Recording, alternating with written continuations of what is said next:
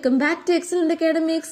അപ്പൊ നമ്മൾ നോക്കാൻ പോകുന്നത് സ്റ്റേറ്റ് സിലബസ് 8th സ്റ്റാൻഡേർഡിലെ ക്രിസ്മസ് എക്സാമിനുള്ള ലൈനി അല്ലെങ്കിൽ സൊല്യൂഷൻസ് എന്ന് പറയുന്ന നമ്മുടെ കെമിസ്ട്രിയിലെ ചാപ്റ്ററിലെ ഇമ്പോർട്ടന്റ് ആയിട്ടുള്ള ക്വസ്റ്റ്യൻസ് ആണ്. ഈ ക്വസ്റ്റ്യൻസ് എന്തായാലും നിങ്ങളുടെ പരീക്ഷാ പേപ്പറിൽ കാണും. സോ നിങ്ങൾ ഈ ഒരു വീഡിയോ മിസ് ചെയ്യരുത്. നിങ്ങൾക്ക് A+ വേണമെന്നുണ്ടെങ്കിൽ ഈ വീഡിയോ സ്കിപ്പ് ചെയ്യാണ്ട് കാണുക. സോ നമുക്ക് നേരെ വീഡിയോയിലേക്ക് പോവാം. അപ്പൊ മക്കളെ, ഈ ചാപ്റ്റർ എന്ന് പറയുന്ന വളരെ പ്രധാനപ്പെട്ട ചോദ്യമാണ്. ഇത് എന്തായാലും നിങ്ങളുടെ ക്വസ്റ്റ്യൻ പേപ്പറിൽ കാണാൻ പോകുന്ന ചോദ്യമാണ്. The difference between saturated and super saturated solution, പൂരിത ലായനിയും അതിപൂരിത ലായനിയും തമ്മിലുള്ള വ്യത്യാസം എന്ത് എന്നൊരു ചോദ്യം ഉറപ്പായിട്ടും പ്രതീക്ഷിക്കാം. അപ്പോൾ നമുക്കറിയാം എന്താണ് ഒരു സാച്ചുറേറ്റഡ് സൊല്യൂഷൻ എന്ന് വെച്ചാല്, നമ്മളൊരു സൊല്യൂഷൻ എടുത്ത് വെക്കുകയാണ്. എക്സാമ്പിൾ നമുക്കൊരു സുഗർ സൊല്യൂഷൻ എടുക്കാം, അല്ലെ? ഒരു പഞ്ചസാര ലായനി നമ്മൾ കൺസിഡർ ചെയ്യാം. അതിനകത്ത് നമ്മൾ എടുക്കുന്ന വെള്ളത്തിൽ നമുക്ക് എത്രത്തോളം പഞ്ചസാര നമുക്ക് എന്ത് ചെയ്യാൻ പറ്റും, കലങ്ങുന്നുണ്ടോ, കലക്കാൻ പറ്റുന്നുണ്ടോ, അതിനെയാണ്, ആ ഒരു മാക്സിമം ലെവലിനെയാണ് നമ്മൾ എന്ത് പറയുക, സാച്ചുറേറ്റഡ് സൊല്യൂഷൻ. ഇനി നമ്മൾ പഞ്ചസാര ഇടുന്നതിന് തോറും അതെന്ത് ചെയ്യും, താഴെ വന്നിട്ട് അടിയാനുള്ള ചാൻസ് കൂടും, അല്ലെ? സെഡിമെന്റ് ചെയ്യാനുള്ള ചാൻസ് കൂടും. അപ്പൊ അങ്ങനെ സെഡിമെന്റ് ചെയ്യരുത്. മൊത്തവും പഞ്ചസാര എന്ത് ചെയ്യണം, ആ ഒരു വെള്ളത്തിൽ കലങ്ങണം. അതിനെയാണ്, ആ മൊത്തവും കലങ്ങുന്ന ആ ഒരു പോയിന്റിനെയാണ്, ആ ഒരു റേറ്റിനെയാണ് നമ്മൾ എന്ത് പറയാ, സാച്ചുറേറ്റഡ് സൊല്യൂഷൻ എന്ന് പറയാ. പക്ഷെ സൂപ്പർ സാച്ചുറേറ്റഡ് അതിപൂരിത ലായനി എന്ന് വെച്ചാൽ എന്താണ്, ഈ ഒരു ലെവലിനെക്കാളും നമുക്ക് എന്ത് ചെയ്യും, സൊല്യൂഷന്റെ ലെവലിനെക്കാളും നമുക്ക് സോൾവെന്റിന്റെ ലെവലിനെക്കാളും സൊല്യൂട്ടിന്റെ ലെവൽ അവിടെ എന്തായിരിക്കും, അവിടെ ഹയർ കോൺസെൻട്രേഷനിൽ കാണപ്പെടുന്നെങ്കിൽ അതിനെ പറയുന്ന പേരാണ് അതിപൂരിത ലായനി ഓർ സൂപ്പർ സാച്ചുറേറ്റഡ് സൊല്യൂഷൻ. ഒന്നുമില്ല, സോൾവെന്റിനെക്കാളും എന്ത് കൂടുതലായിരിക്കും, സൊല്യൂട്ടിന്റെ കോൺസെൻട്രേഷൻ അവിടെ കൂടുതലായിരിക്കും. നമുക്ക് നേരെ അടുത്ത ചോദ്യം നോക്കിയിടാ. ഡൈല്യൂട്ടഡ് ആയിട്ടുള്ള നേർപ്പിച്ച ഹൈഡ്രോക്ലോറിക് ആസിഡിൽ കാണപ്പെടുന്ന സൊല്യൂട്ട് ഏത് അഥവാ ലീനം ഏത് എന്നുള്ള ചോദ്യമാണ്. മക്കളെ, ഡൈല്യൂട്ടഡ് എന്ന് വെച്ചാൽ അർത്ഥം എന്താ? ഡൈല്യൂട്ടഡ് HCl എന്ന് വെച്ചാല് അവിടെ വാട്ടർ പ്ലസ് HCl ഉണ്ടെന്നാണ് അർത്ഥം, അല്ലെ? വാട്ടറും ഉണ്ട്, ഹൈഡ്രോക്ലോറിക് ആസിഡും ഉണ്ട്. ഇത് രണ്ടും കൂടെ മിക്സ് ചെയ്ത് വെച്ചേക്കുന്ന സൊല്യൂഷൻ എന്നാണ് അർത്ഥം. അപ്പൊ അവിടുത്തെ വാട്ടർ സ്വാഭാവികമായിട്ടും എന്തായിരിക്കും, ഇവിടെ സോൾവെന്റ് ആയിരിക്കില്ലേ? വാട്ടറിന്റെ കോൺസെൻട്രേഷൻ അല്ലേ കൂടുതൽ, അപ്പൊ വാട്ടർ അവിടെ സോൾവെന്റ് ആയിരിക്കില്ലേ? അപ്പൊ ഇവിടുത്തെ സൊല്യൂട്ട് എന്ന് പറയുന്നത്, ലീനം എന്ന് പറയുന്നത് ഒബ്വിയസ്ലി എന്തായിരിക്കും, ഇവിടെ നമ്മുടെ HCl ആയിരിക്കും. ഡൗട്ട് ഉണ്ടാ? ഓക്കെ അല്ലേ? അടുത്ത ചോദ്യം നോക്കാം മക്കളെ. നമ്മുടെ ഒരു സൊല്യൂഷന്റെ കോൺസെൻട്രേഷൻ എന്ന് വെച്ചാൽ എന്താണ്, ഒരു സൊല്യൂഷന്റെ ഗാഢത എന്ന് പറഞ്ഞാൽ എന്താണെന്നാണ് ചോദ്യം. അപ്പൊ എന്താണ്, നമ്മളൊരു സൊല്യൂഷൻ എന്ന് വെച്ചാൽ അതിനകത്ത് എന്ത് കാണും, സോൾവെന്റും കാണും, സൊല്യൂട്ടും കാണും, അല്ലെ? നമുക്കറിയാം ഒരു സോൾവെന്റ് ഉണ്ടാവും, സൊല്യൂട്ടും ഉണ്ടാവും. അപ്പൊ ഒരു എക്സാമ്പിളിന് നമ്മളൊരു സുഗർ സൊല്യൂഷൻ ആണ് എടുക്കുന്നതെന്നുണ്ടെങ്കിൽ അതിന്റെ സോൾവെന്റ് ഏതായിരിക്കും, വാട്ടർ ആയിരിക്കും. അതിലുള്ള സൊല്യൂട്ട് എന്ന് പറയുന്നത് ഒബ്വിയസ്ലി എന്തായിരിക്കും, ഷുഗർ ആയിരിക്കും. ഡൗട്ട് ഇല്ലല്ലോ. പഞ്ചസാര ലായനി എടുക്കുന്ന സമയത്ത് പഞ്ചസാര എന്ന് പറയുന്നതായിരിക്കും അവിടുത്തെ സൊല്യൂട്ടായിട്ട് ആക്ട് ചെയ്യുക, ലീനമായിട്ട് ആക്ട് ചെയ്യുക. അതുപോലെ തന്നെ നമ്മുടെ സോൾവെന്റ് എന്ന് പറയുന്നത് എന്തായിരിക്കും, വാട്ടർ ആയിരിക്കും, വെള്ളമായിരിക്കും. ഡൗട്ടില്ല, ക്ലിയർ ആണ്. അപ്പൊ ഇതിനകത്ത് ഇപ്പൊ ഞാനൊരു 50 ഗ്രാം സൊല്യൂട്ടാണ് ഇടുന്നതെങ്കിൽ 50 ഗ്രാം ഓഫ് ഷുഗർ ഞാൻ ആഡ് ചെയ്യുന്നുണ്ടെങ്കിൽ, പഞ്ചസാര ആഡ് ചെയ്യുന്നുണ്ടെങ്കിൽ അതാണ് ആ സൊല്യൂഷന്റെ കോൺസെൻട്രേഷൻ. മനസ്സിലായി? ഇപ്പൊ ഞാനൊരു 10 ഗ്രാം ഓഫ് സൊല്യൂട്ടാണ് ഇടുന്നതെന്നുണ്ടെങ്കിലോ അതാണ് അതിന്റെ കോൺസെൻട്രേഷൻ. അപ്പൊ ഒരു സൊല്യൂഷന്റെ ആ ഒരു സോൾവെന്റ് പ്ലസ് സൊല്യൂട്ട് ചേരുന്നതാണ് ഒരു സൊല്യൂഷൻ. ആ സൊല്യൂഷന്റെ കോൺസെൻട്രേഷൻ എന്ന് വെച്ചാൽ എന്താണ്, എത്ര എമൗണ്ട് ഓഫ് സൊല്യൂട്ടാണോ ഞാൻ ആഡ് ചെയ്യുന്നത് അതാണ് ആ സൊല്യൂഷന്റെ കോൺസെൻട്രേഷൻ എന്ന് പറയാ. എത്ര ലീനം ഞാൻ ഇടുന്നുണ്ടോ അതാണ് ആ ഒരു സൊല്യൂഷന്റെ എന്തെന്ന് പറയാ, ഗാഢത എന്ന് പറയാം. അടുത്തത് ഭയങ്കര എളുപ്പമാണ് മക്കളെ. നമ്മൾ ഈ തന്നിരിക്കുന്നതിനെ നമ്മൾ സ്കൊളോയിഡ് ആണോ, സൊല്യൂഷൻ ആണോ, അതുപോലെ തന്നെ സസ്പെൻഷൻ ആണോ എന്നുള്ള രീതിയിൽ നമ്മൾ ജസ്റ്റ് ഒന്ന് ക്ലാസിഫൈ ചെയ്ത് വെച്ചാൽ മതി. നമുക്കവിടെ 2 മാർക്ക് കിട്ടും. അപ്പൊ തന്നിരിക്കുന്ന എക്സാമ്പിൾസ് ഇത്രയേ ഉള്ളൂ. മഡി വാട്ടർ, ചെളിവെള്ളം, മിൽക്ക്, നമ്മുടെ പാല്, സുഗർ സൊല്യൂഷൻ, പഞ്ചസാര ലായനി, ഡൈല്യൂട്ടഡ് പോറിഡ്ജ്, എന്താണ്, നേർപ്പിച്ച കഞ്ഞിവെള്ളം, അല്ലെ? ഈ 4 എണ്ണമാണ് തന്നിരിക്കുന്നത്. ഇതിനെ നമ്മൾ ഏതാണ് ട്രൂ സൊല്യൂഷൻ, ഏതാണ് കൊളോയിഡ്സ്, ഏതാണ് സസ്പെൻഷൻ എന്ന് നമ്മൾ എന്ത് ചെയ്ത് കൊടുത്താൽ മതി, ഒരു ബോക്സ് വരച്ച് അതിനകത്ത് എഴുതിയാൽ നമ്മുടെ അവിടെ 2 മാർക്ക് കിട്ടി. നോക്കുക, ട്രൂ സൊല്യൂഷനിലെ എക്സാമ്പിൾ ആയിട്ട് നമുക്ക് ഇവിടെ ഏതൊക്കെ പറയാടാ. നമ്മുടെ സുഗർ സൊല്യൂഷൻ ഒരു ട്രൂ സൊല്യൂഷൻ അല്ലേ? ട്രൂ സൊല്യൂഷൻ എന്ന് വെച്ചാൽ കംപ്ലീറ്റ് ആയിട്ട് അവിടെ എന്താവണം, മിക്സ് ആവണം.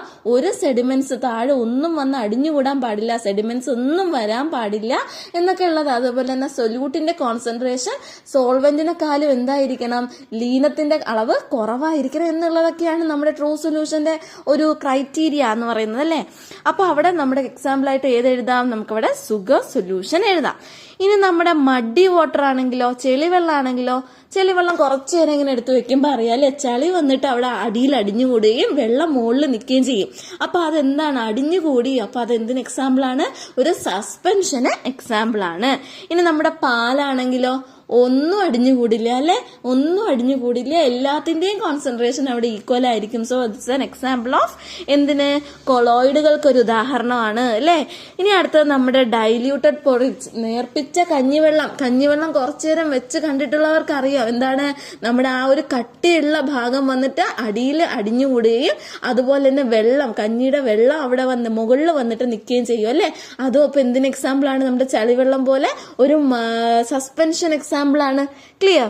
അപ്പൊ നമ്മുടെ മഡി വാട്ടറും ഡൈല്യൂട്ടഡ് പോറിഡ്ജും വന്നിട്ട് ഏതിൽ വരും, സസ്പെൻഷനിൽ വരുന്നു. മിൽക്ക് വന്നിട്ട് കൊളോയിഡിൽ വരുന്നു. സുഗർ സൊല്യൂഷൻ വന്നിട്ട് ട്രൂ സൊല്യൂഷനിലും വരുന്നു. ക്ലിയർ? അടുത്ത ചോദ്യം നോക്കുക.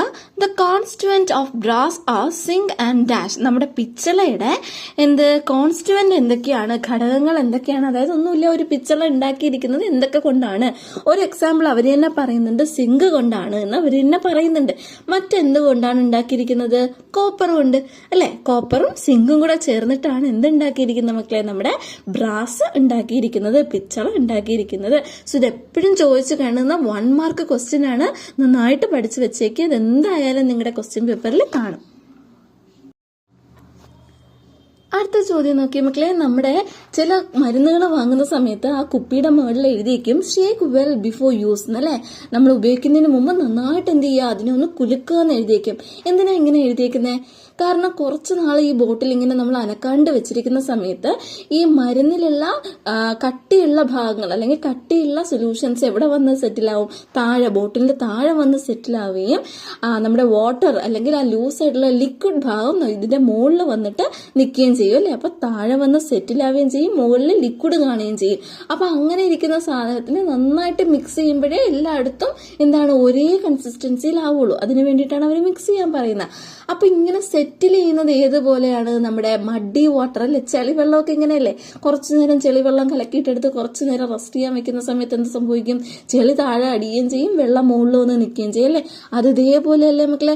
അപ്പൊ ഇത് എന്തിന് എക്സാമ്പിൾ ആണ് എന്നാ ചോദിക്കുന്നത്. ഇതൊരു സൊല്യൂഷൻ ആണോ, ലായനിയാണോ, കൊളോയിഡ് ആണോ, സസ്പെൻഷൻ ആണോ എന്നാണ് ചോദിക്കുന്നത്. എന്തായിരിക്കും?